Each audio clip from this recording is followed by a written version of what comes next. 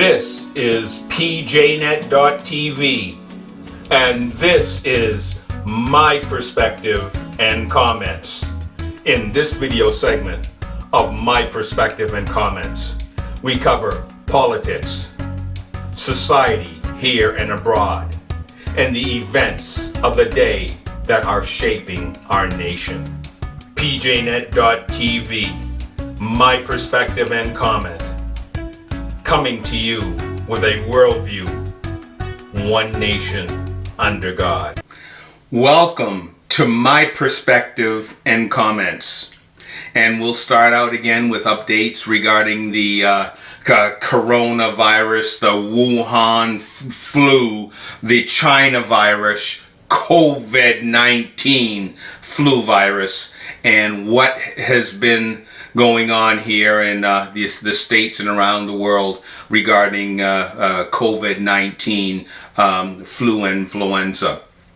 Well, what we're seeing right now is Johnson & Johnson again. They keep saying that they will be, they're going for emergency authorization to bring Johnson & Johnson on board with their vaccine. It's a one-shot vaccine that will inoculate, and they're saying that it's, I believe, 68% effective, and they're looking to be able to bring that company's vaccine on board and to be able to get many more millions of shots available to get the country to herd immunity and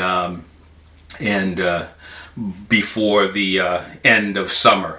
At least that's what they're talking about. We're starting to see they are aggressively trying to get their act together as far as organization and to get the vaccines that are available and to get them distributed to the people that drastically need it, that are in those vulnerable populations. And there's been some shuffling around as far as getting that accomplished and getting those vaccines to the appropriate people that are, as I said, are in that vulnerable category. Some numbers right now, or let me back up. The numbers are in regarding New York and what took place this past spring for the nursing home. And what's been reported is the Attorney General for New York, Letitia James. She's a left-winger, a Democrat, but she came out with some published what people have been crying for and demanding from Andy Cuomo and his health department on what were the numbers, and he was dragging their feet, and he and the health department, and they weren't bringing forth the numbers. Well, Letitia James brought that report. I believe I touched on this a week or two ago, but some more revelations have come forth in the fact of what the numbers really, what was reported and what was missing, and what they've determined by Letitia James' report is 67% was missing from Andy's number. And when you look at the deaths that took place in the New York nursing home, they have determined that nationwide in the New York State nursing homes, you were 125% likely to die in New York State nursing homes than in America. 125% higher rate that you would die in a New York State nursing home. And Now let's back up and see. Let's see. Did Andy write a book on what a great job he did? And has he been patting himself on the back for how he combat COVID in New York? Well, the numbers tell a different story. Andy, though, has brought out some more commands, or basically he's giving his blessing on opening up more facilities in New York. Large venue facilities he's now going to be able to open up at a limited capacity at this point, but arenas, so basketball, college basketball, hockey, indoors, he's going to open up, and some indoor concert venues he's opening up at a limited capacity. So some benefits that are taking place in opening the state of New York. I'd like to give some kudos to another state governor, and that is the governor of Iowa, Governor Kim Reynolds. And she has now proclaimed, starting this Sunday, that no more mask mandates, no limits on public gathering, restaurants can pack. Restaurants and bars can open up, no limit on capacity. So she is truly taking the lead and opening up her state. I gave her kudos, and as I've told you before here on PJNET.TV and on my perspective, that I've really been impressed with Ron DeSantis in Florida, where he has been right at the forefront of keeping his state open while keeping the most vulnerable in Florida, where Florida known for the retirees living and dwelling there in Florida, and the state of Florida has done an excellent job in keeping those populations safe, and also keeping the state open, and not all the restrictions that we're seeing in many other states in the United States. They just had a Super Bowl there in Florida. And you hear the backbiters. Oh, look! They're not wearing masks, and look what's happening. Oh, the sky's going to be falling in a couple of weeks. And I guarantee already, I have not been hearing Florida. They have cases, and people are rushing to the hospitals. So we're really. I believe what we're seeing is that there are states right now. If you go to certain cities right now, the individual city could very well be at herd immunity. And that's taking place in our nation. Some cities that have been hit hard with COVID, right now, their populations, for the most part, are have that herd immunity. But you don't hear the professionals really trying to, they can break it down for every other category, but why not take a look at some of our larger cities? Have they reached herd immunity right now? And I believe that many have in this country. We're also not hearing, what we have been hearing, and I had mentioned this, I believe, 2 weeks ago, regarding just what's been taking place when it comes to the vaccines, and also some of these doctors that are coming up and saying, well, even if you've had COVID, you're going to need to get the shot. And if that isn't crazy, what if you get if you come down and come through COVID, you've had COVID, guess what? You have immunity. You have antibodies that are built up. It's the same thing that that these inoculations, these vaccines do. They come up with a vaccine to get you to herd immunity quicker.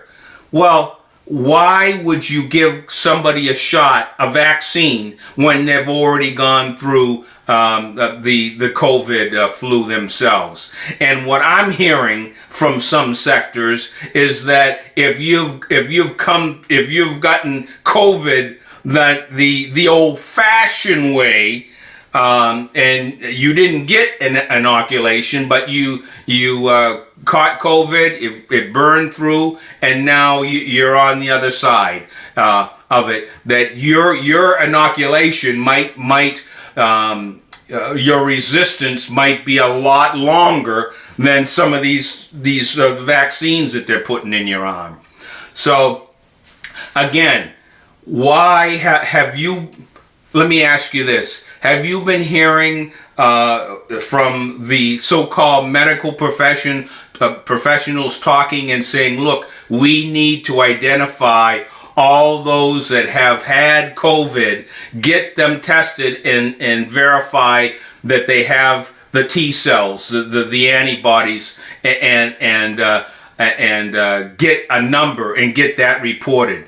Because guaranteed, when you add people getting their shots and people that have already naturally caught COVID and it burned through, there's a higher number of those that have in our population that are at herd immunity, and they need to be counted. And they don't need, if you've had COVID and you've tested that you've had COVID, you don't need to go and get a vaccine.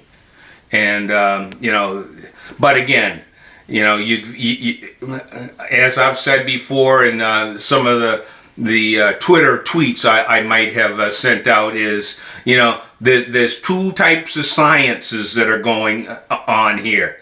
We have political science and medical science, and it seems like both of these two sides seem to intermingle, and it almost seems like medical science has been dwarfed into political science, because you sure hear a lot of double talk coming from some of these so-called medical professionals, like Fauci, for instance. One day it's, yeah, you got to wear a mask. And one day you don't have to wear a mask. The next day, yes, you have to wear a mask. And now you might have to wear, let's see, 1, 2, 3, 4 masks to get protected.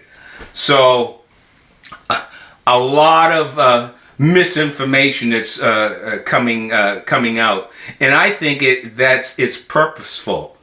That they, if they don't come out with anything substantial, then they can make up anything to keep the people masked up. And I think we are at a point now where all we keep hearing is masks. And I think I think the people should rise up and demand and say, look, if you want to wear a mask, that's fine. You can go to the grocery store, the department store, that's fine. If you don't feel comfortable in mingling with people, then put a mask on. But don't tell the rest of the people that they have to put a mask on too. If you want to wear a mask, that's fine. You wear a mask and leave everybody else alone and let them live their life and go to the store and not go through those gyrations of putting masks on adults and now putting masks on our children also. They need to stop that, and we should be, American people should be demanding and saying, no, this is... we're done. We're not going to do this anymore. And there are communities, there are people that are at that point right now. Joe Biden, I guess we have to talk a little bit about what's been going on here at the presidency.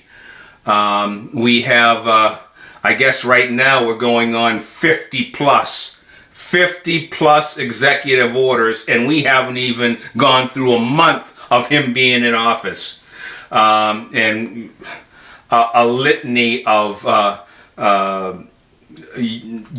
U.S. crushing executive orders when it comes to our economy, when it comes to the life and the sanctity of life, when it comes to our freedoms, and this pushing of our military now. Our military folks have to wear a mask everywhere they go. And we also have seen this new defense general now wanting to put a stand down on our military.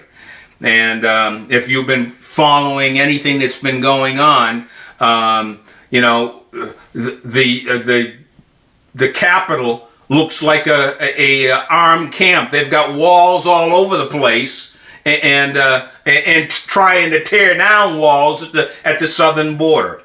So it's really a topsy-turvy what's going on under this administration. But what we are seeing right now is immigration.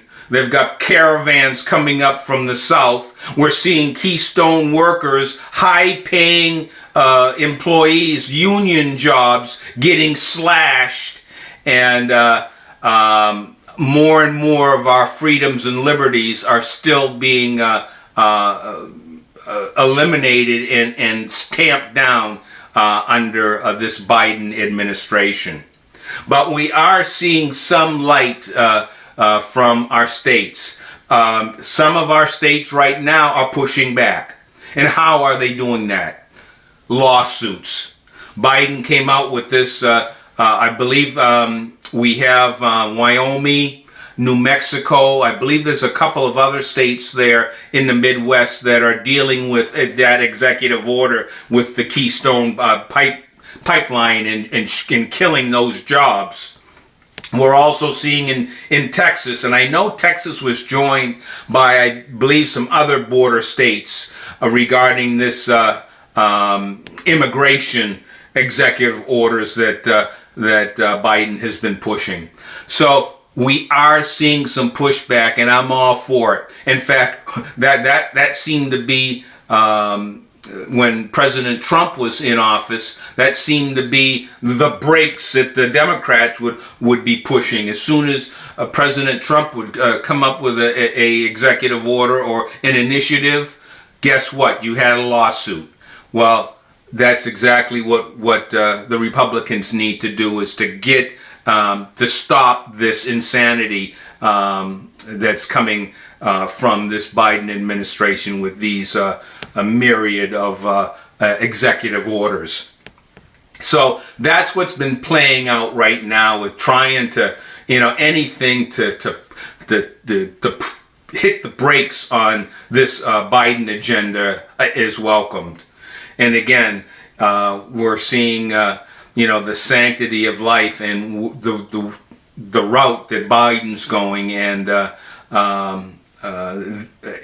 he's no friend of the unborn, and he's moving forward with this kill agenda for our children that are that are in the womb.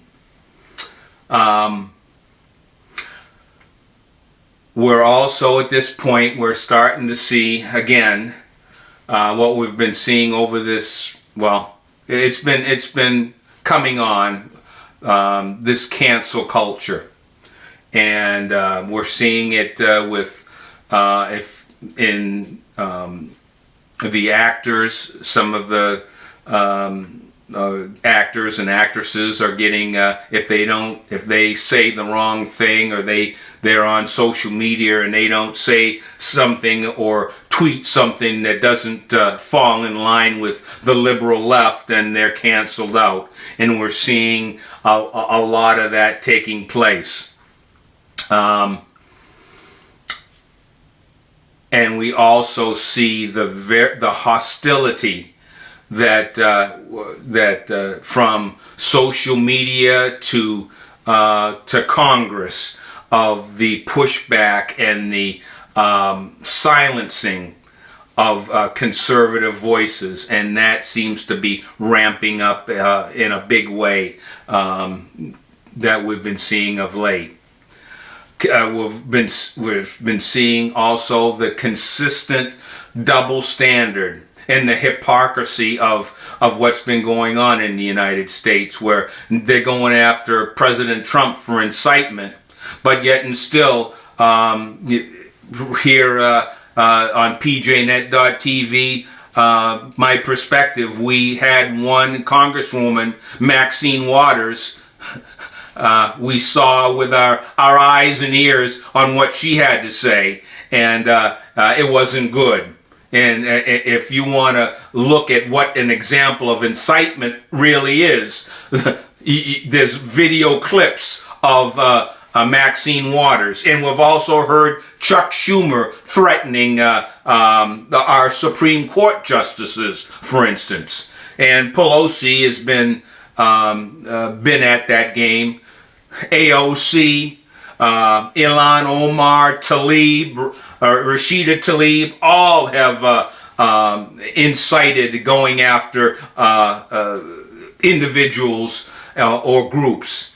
So the hypocrisy is huge when it comes to what's coming out of the Democrats' mouth. And right here, playing out on this sham impeachment show, and that's what it is. It's a political theater, because at the end of the day, it's not going anywhere. It's not constitutional. That's why Judge Roberts isn't there, because he knew right from the get-go that he wasn't going to show up there. Because it's not constitutional. We had Alan Dershowitz, and he's not a conservative, he's a Democrat, but he's a well-known lawyer, constitutional lawyer, well-respected on both sides, and he has said that this is unconstitutional. So we're going to see this play out, and probably, in fact, I believe the Friday, the beginning of the week, it's been the Democrats bringing their charges, and Friday, and I believe Friday and Monday, Tuesday, that the Republicans' defense will be coming forth, and I would imagine that you're going to see and hear a lot that came out of Chuck Schumer, Nancy Pelosi, Maxine Waters, and many others regarding their incitement.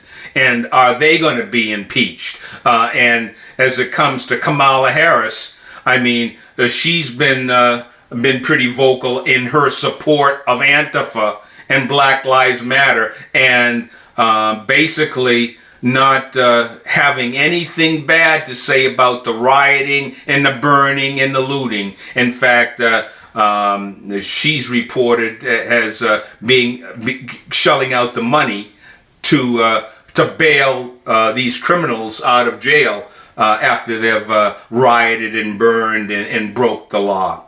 So is she going to be impeached? That's a question, but we all know what the answer is when it comes to the Democrats. No. But we're going to see this theater play out, and at the end of the day, the time spent when it could be spent on doing things for the American people, no, they're going to divert their waste of time on this sham impeachment. And how many millions of dollars are being spent by them wasting their time with this ridiculous impeachment trial? So that's where we are standing right now with in the United States, and from the political realm. We're also at this point we're seeing other nations. They're looking at this, and there's many nations that are saying, "Wait a minute, America was about freedom," and they're starting to see what's been taking place with this cancel culture that's embedded, that's in the forefront in the United States, and the attacks from social media and trying to silence any other voices. And the world is looking at the United States right now, and you know, our enemies, oh, they're loving this. China, Russia, these other communist countries out there, hey, sit back and let the United States burn. But it's a time right now in the United States where, you know, people are there are people that are waking up and saying, wait a minute, you know, there's Democrats right now that are saying, hey, this isn't what we voted for. And here's a question for you. Have you seen the olive branch come out yet from Joe Biden? Has he brought that olive branch? You know, we heard a lot about unity, that Biden wants to have unity. But how can you have unity when you've taken all the leaves off the olive branch and now you have a whip and you're beating the conservatives and Republicans with it? And that's what's been taking place with these 50 executive orders that are hurting the United States. So when it comes to unity,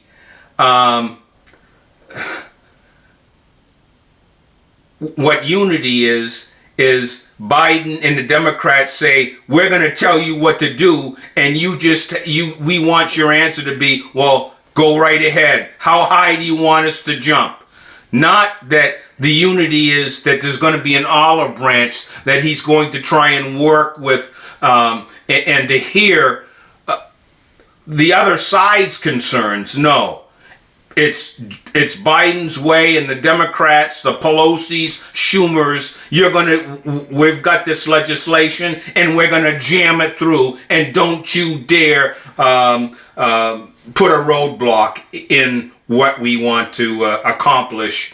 And what do they want to accomplish? Well, we see a wave of socialism coming in, silencing those that they don't agree with, and weakening the nation by taking our jobs away. And guaranteed, folks, what we're going to start seeing is what we saw in the Obama administration, that these American companies are going to say, taking their jobs and their money out of the country, and put it in a safe place, and park it there. And the great work that President Trump had made to bring manufacturing and bring some of these companies back and make incentives to draw our American companies back and have them here in the United States now is being the policies that the Biden has been laying down is only going to drive them out of the country again.